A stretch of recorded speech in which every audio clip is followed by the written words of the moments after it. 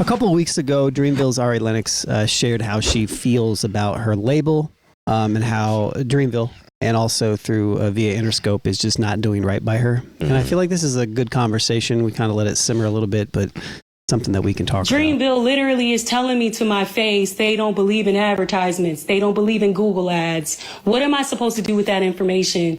Google ads, Instagram ads. And I'm happily was just like, goodbye social media, until I realized, well, God damn it, half of the world is on social media. How else am I supposed to promote myself? And then I look into the lens of my business and I'm just like, oh, okay, yeah. Instagram is damn near what's keeping me relevant. This is hilarious. How the am I supposed to walk away from this shit? How? This is how people find out. Like, this is how people find out. Cause how they promote is let's just do a post on Instagram. Let's do a post on your story. Let's do a post on our Instagram. Oh, and don't let me get started on this mailing list that I was so excited to invite everybody to. And then I find out, oh, well, this is a mailing list where they not only promote my music, but they promote my other, everybody else on Interscope's music. This isn't my personal mailing list. So that was like a nice thing to like find out, like, okay, the business is not in order and it's laughable and it's all funny to me. And I kind of just feel like, why am I doing this? It's not fun. Yeah. Dang. Well, I mean, it kind of goes back to what we said on the last show, the conversation we had about Jermaine Dupri and him talking about, the old school way of promotion. And yeah, that's not needed, remember? Yeah, exactly. I mean, but you have to understand, like, there are so many priorities if you're at a big record company. I don't even know who's on Interscope anymore. I know that used to be, Dr. Dre and Eminem and 50 Cent, but also when they folded Geffen and MCA into all that, it was also Mary J. Blige. True. That was also, the Black Eyed Peas. So I don't know who she's competing with for resources, because, when they have this whole allocation of money to promote their artists, it's like, okay, this person gets this slice of the pie. This person gets this slice of the pie. I don't know what slice of the pie she's getting. Well, she's on Dreamville specifically. Well, I know it's via, Interscope is the bigger one, but she's signed to Dreamville, so she's competing with Dreamville artists. Okay, so say there's like this 25% of the pie with Dreamville artists. Okay, so that 25%, I wouldn't even say 15 that they give to Dreamville, she has to split that with everybody else who's on Dreamville. J. Cole, Ari Lennox, JID, �値𝗙𝗧𝗦, 𝗏𝗏, Omen, and Lute. Yeah. Okay. And 𝗏𝗏𝗧𝗏 just dropped. Right. Yeah. Literally just dropped. So I don't know what she has in the pipeline, how close she is, what it is that she has that might be good, because if she can pick up some steam at radio, or, her streaming numbers are crazy, then that's when they open up budgets. That's when they start. But sometimes it's not for them to believe in you. It's when everybody else believes in you, then they come along with the money. Well, she had another piece on this that I didn't actually mention, which was she felt that the Dreamville was doing her wrong too, because she's kind of been painted as this like mental health type of artist, and she's kind of wants to move past that. And there was this video, I forget what the name of it was, but she's put out this video and it kind of paints her in that light, and she didn't want to put that out. And they went against her behind her back. Well, then that's and put her stuff out in that manner. And then this was the second piece of it. Yeah, that's foul. If like, they do that. I'll go and do it myself. But then she's, so yeah, interesting conversation. I don't know. You got any thoughts or?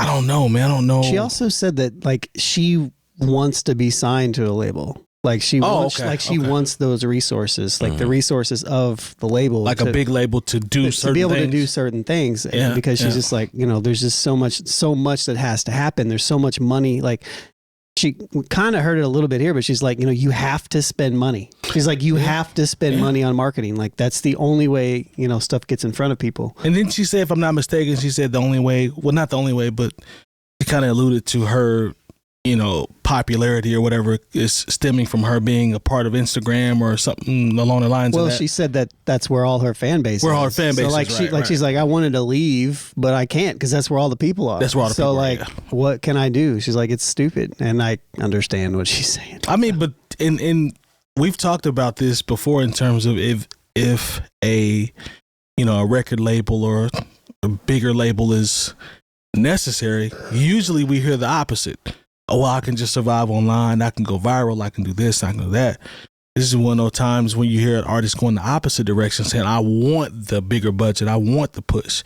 So that's kind of interesting to me. It's kind of hard, though. I can sense her frustration being that another comparable artist named 𝗑𝗔𝗥𝗧𝗦 is on Interscope. TDE, which is Interscope. Yep. 𝗑𝗧𝗦's been nominated for a lot of awards, but TDE is 100% behind her. True. Like, TDE does not move without 𝗑𝗧𝗦. True. And like, they don't leave her off of anything. They make sure she's part of everything. You know what I'm saying? And she's seeing success from that.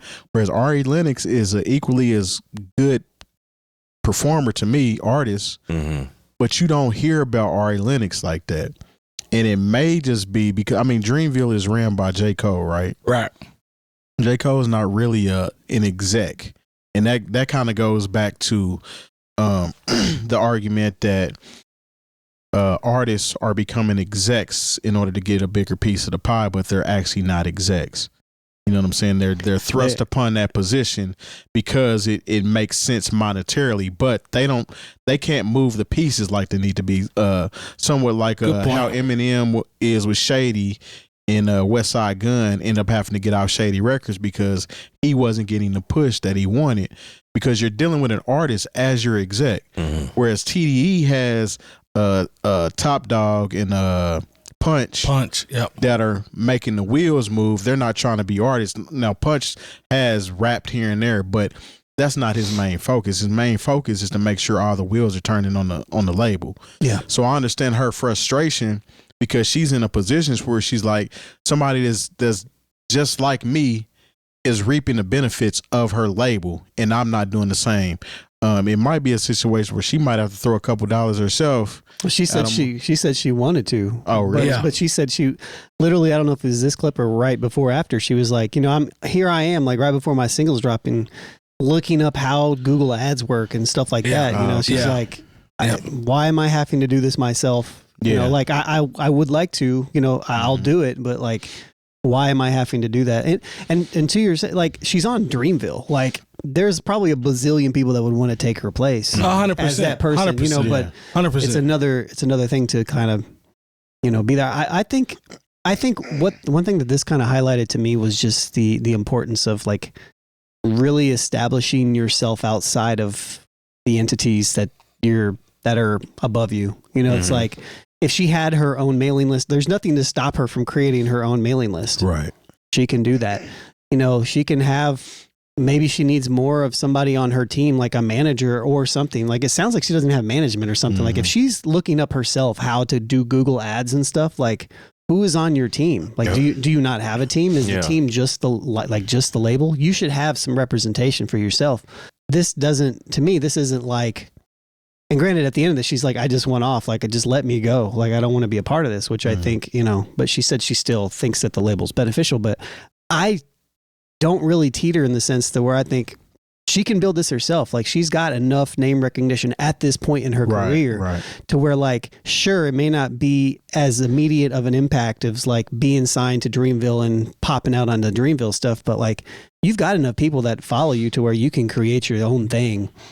And you can put your stuff out, and you can start maybe kind of soft and continually build yourself back up. Like, she's big enough of an artist to be able to do that and to get bookings. And if she can get her management to get involved to do the things they're supposed to be doing, she'll be just fine. I agree with that. So, I mean, because when you have a team behind you, whether you have a new song or not, there's people who are working on your behalf who are making sure you're able to get money. Think about all the quote unquote legacy artists that are out here who don't have any new music. But there are people who are working on their behalf to make sure they're getting in front of people, not only just to stay visible, but to have shows. Yeah. Right. And I understand that, she's not a new artist, but relatively new when I talk about legacy artists. Yeah. And people who do not have to create new art to engage with the public.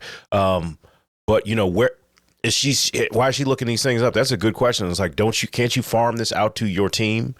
Why aren't they coming back with those answers? Why are you essentially bringing that information to us that you have to look up how to use Google Ads to promote your music? This sounds like someone that would not be on or associated with. These are problems of people that are not associated with a Dreamville. We hear people talk about stuff like this that you know, or local artists or something like that. I had to look up this and learn how to do this and that.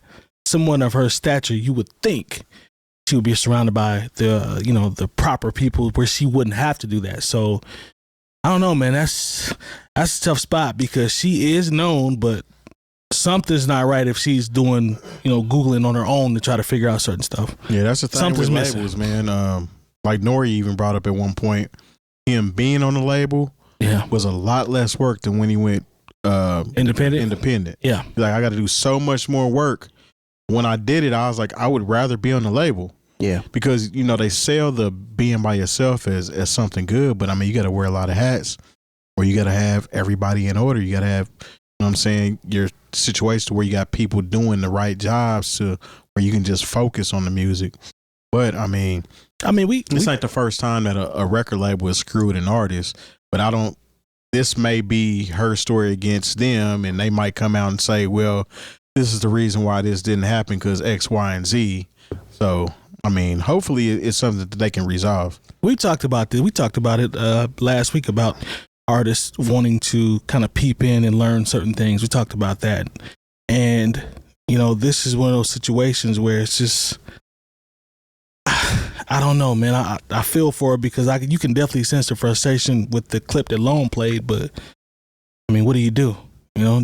She sounds like she wants to just cut bait, but I think that's what she does. She wants to just cut bait, and then if she can build based off what she's built, take the entrepreneurial role and maybe the independent role and kind of. She don't want to do that.